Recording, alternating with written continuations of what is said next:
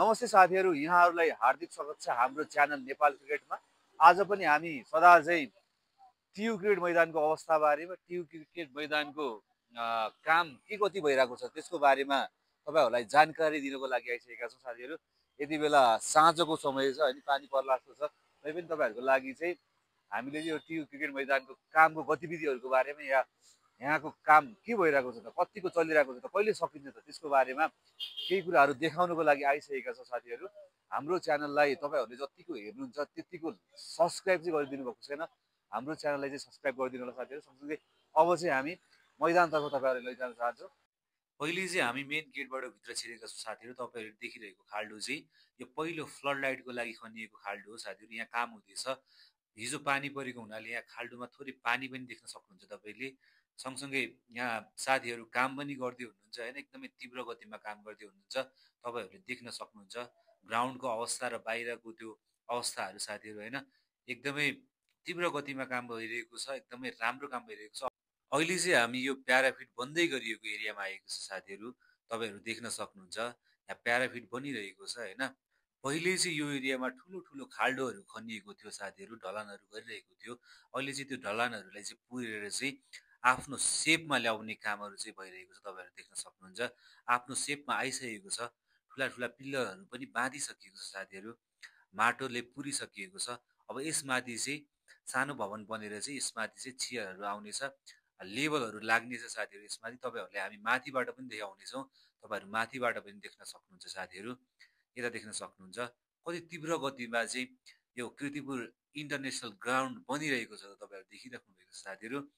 एकदमै तीव्र गतिमा चाहिँ यो कार्यहरू भइरहेको छ साथीहरू। तर समयमै समापन हुन्छ कि हुँदैन त्यो चाहिँ भन्न गाह्रै छ, किनभने अझै पनि माथिको काम बन्न बाँकी नै छ साथीहरू। यो त तलको काम मात्रै भयो हैन। मेन काम भनेको माथिको चियर लाउनेदेखि लिएर लेभलिङ गर्नेदेखि लिएर त्यस्तो कामहरू चाहिँ मेन कामहरू हुने गर्दछ हैन। यो तलको चाहिँ लगभग 30% काम जति चाहिँ सम्पन्न भइसक्यो भन्दाखेरि पनि हुन्छ साथीहरू। तपाईहरु देख्न सक्नुहुन्छ यो चाहिँ अर्को फ्लड लाइटको लागि खनिएको यो खाल्डो हो साथीहरू। तपाईहरु देख्न सक्नुहुन्छ यो खाल्डो चाहिँ एकदमै गहिरो छ साथीहरू, देख्न सक्नुहुन्छ। यसमा चाहिँ पिलरहरू आउनेछ र यसमा फ्लड लाइट आउनेछ, एउटा ठुलो फ्लड लाइट आउनेछ। हामी चाहिँ आशा गरौँ कि यसमा एकदमै राम्रो खालको फ्लड लाइटहरू आउनेछ साथीहरू। तपाईहरु देख्न सक्नुहुन्छ माथिबाट कस्तो राम्रो देखिरहेको छ, सेपमा देखिरहेको छ। अहिले चाहिँ आफ्नो सेप पाइसकेको छ टियु इन्टरनेसनल क्रिकेट ग्राउन्डले साथीहरू। यहाँ देख्न सक्नुहुन्छ तपाईहरुले सामानहरू। सँगसँगै यता तपाईहरुले देखाउँदैछौँ हामी हैन। यसमा पनि यसरी सेप पाएको थिएन अस्ति हामीले बनाएको भिडियोमा चाहिँ साथीहरू हैन। अहिले चाहिँ बनिसकेको रहेछ हैन, यतिसम्म बनेको रहेछ। यो कामलाई चाहिँ हामीले ढिलो भन्नु हुँदैन साथीहरू, किनभने एकदमै तीव्र गतिमा भइरहेको जस्तो मलाई चाहिँ लागिरहेको छ साथीहरू।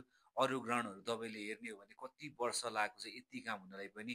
यो ग्राउन्डमा चाहिँ 100 दिनभित्र सकाउँछु भन्ने चाहिँ त्यो टार्गेटले चाहिँ यो ग्राउन्ड अहिले बनाउन लागेको साथीहरू हैन। तर पनि एकदमै तीव्र गतिमा चाहिँ काम भइरहेको छ। यो ग्राउन्ड चाहे सकेला नसकेला आफ्नो तोकेको समयमा तैपनि एकदमै छिटै सकिन्छ भन्ने चाहिँ हामीलाई आशा छ साथीहरू। तपाईहरु देख्न सक्नुहुन्छ यहाँ इँटाहरू राखिएको छ हैन।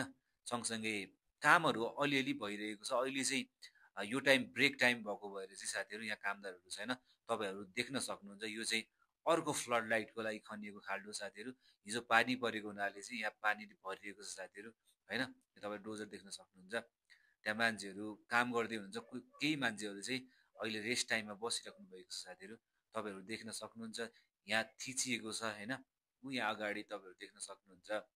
त्यहाँ चाहिँ अस्तिसम्म तपाईहरुले खाल्डो देख्नु भएको थियो होला हैन। अहिले चाहिँ यहाँ खाल्डोहरू पुरिएर सेप बनाउने कार्य भइरहेको छ। तपाईहरुले अझ पनि देखाउने छौँ नजिकबाट।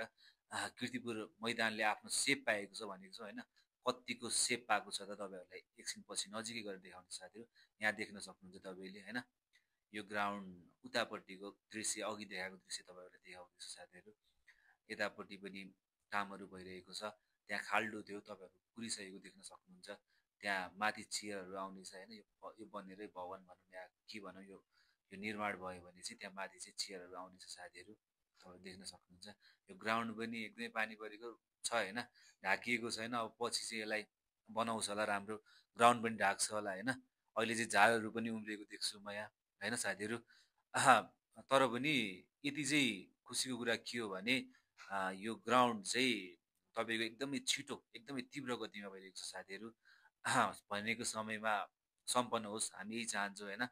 तपाईँहरू देख्न सक्नुहुन्छ यतिसम्म भइसक्यो होइन, सेप आफ्नो पाइसक्यो अलिअलि। अब त पुरै नभए पनि लगभग 30% चाहिँ काम सम्पन्न भइसकेको छ साथीहरू। यहाँ देख्न सक्नुहुन्छ अब चाहिँ एकदमै ग्राउन्डको सेप लाइक प्याराफिट टाइपको सेप देखिन लागिसक्यो साथीहरू। तपाईँहरू देख्न सक्नुहुन्छ ग्राउन्डमा यसरी एकदमै तीव्र गतिमा एकदमै राम्रो कामहरू भइरहेको छ भन्ने आशा छ हामीलाई साथीहरू होइन। अब चाहिँ कहिले सम्पन्न हुन्छ त ग्राउन्ड होइन, त्यसको बारेमा पनि तपाईँहरूलाई योभन्दा पछि पनि तपाईँहरूलाई अझ धेरै जानकारीहरू ल्याउनेछौँ साथीहरू। त्यसैले हाम्रो च्यानललाई चाहिँ तपाईँहरूले होइन सब्सक्राइब चाहिँ गरिदिनु साथीहरू, यति चाहिँ भन्न चाहन्छु। तपाईँहरूले हाम्रो भिडियोहरू हेर्नुहुन्छ होइन, सब्सक्राइब चाहिँ गरिदिनु हुन्न साथीहरू। एउटा लाइक एउटा कमेन्टले चाहिँ हामीलाई हौसला मिल्नेछ होइन। नेपाल क्रिकेटको सम्पूर्ण जानकारीको लागि अपडेटको लागि चाहिँ हाम्रो च्यानललाई लाइक सेयर सब्सक्राइब गरिदिनु होला। हस् त, धन्यवाद।